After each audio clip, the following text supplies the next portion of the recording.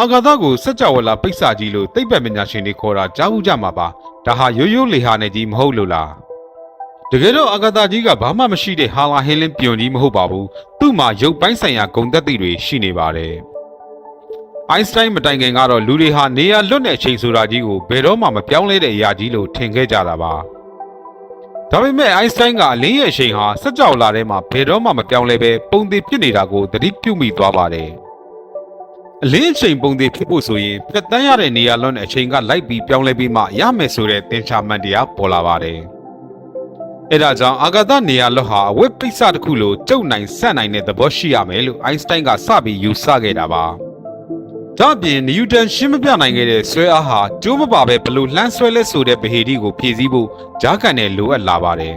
။အိုင်းစတိုင်းကနေနဲ့ကဘာဂျားကနေရာလွတ်ကြီးကိုအဝတ်ပိတ်စကြီးလိုရှက်နွယ်တဲ့ဂျားကန်နဲ့တစ်ခုလိုသတ်မှတ်လိုက်ပါတယ်။အဲ့ဒီပိတ်စကြီးပေါ်ကိုဓာတ်ထုကြီးမားတဲ့နေမင်းကြီးချလိုက်တဲ့အခါနေရဲ့၄ချိန်ကြောင့်ပိတ်စကြီးကအောက်ကိုချိုက်ဝင်သွားပါတယ်။အဲ့ဒီဂျိုင်းကွက်ကြီးတဲ့ကိုကဘာကြီးကပတ်ချလဲပြီးလှိမ့်ဆင်းနေတာကိုပဲကျွန်တော်တို့ကဆွဲအားလို့ခေါ်ကြတာပါ။ဒီလိုပိတ်စတစ်ခုလိုယူဆချက်ဟာစိတ်ကူးရင်သက်သက်မဟုတ်ပဲလက်တွေ့ထောက်ထားရှိနေလို့ကဘာကလက်ခံခဲ့တာပါ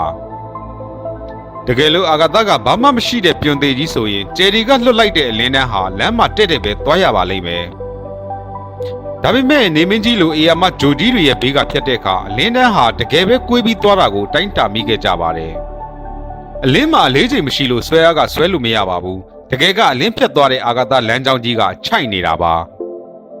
1919ခုနှစ်နေကျက်ချိန်မှာနေနောက်ွယ်ကဂျယ်ရီရဲ့အလင်းဟာနေဘေးမှာတကယ်ကွေးသွားတာကိုဓာတ်ပုံရိုက်သက်သေပြနိုင်ခဲ့ပါတယ်။ဒါဆိုအာဂါသကြီးကဘာလို့နှစ်ဖက်မြင်အပြားပုံစံဖြစ်နေရတာလဲလို့မေးစရာရှိလာပါတယ်။တကယ်တော့အာဂါသဟာပိတ်စလိုပြပြကြီးမဟုတ်ပဲဗတ်ပေါင်းစုံရှိနေတဲ့သုံးဘက်မြင်ဂျယ်လီတုံးကြီးလိုမျိုးဖြစ်နေတာပါ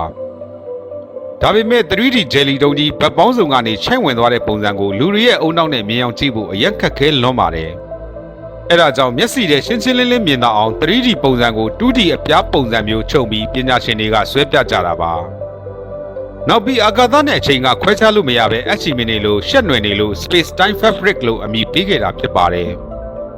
အချင်းချုပ်ရရင်အာဂါသဟာပုံသဏ္ဍာန်ပြောင်းလဲနိုင်တဲ့ဂုဏ်သက်သေရှိလို့ပိတ်စတစ်ခုလိုယူဆပြီးသိပ္ပံပညာရှင်တွေတွက်ချက်ကြတာပါ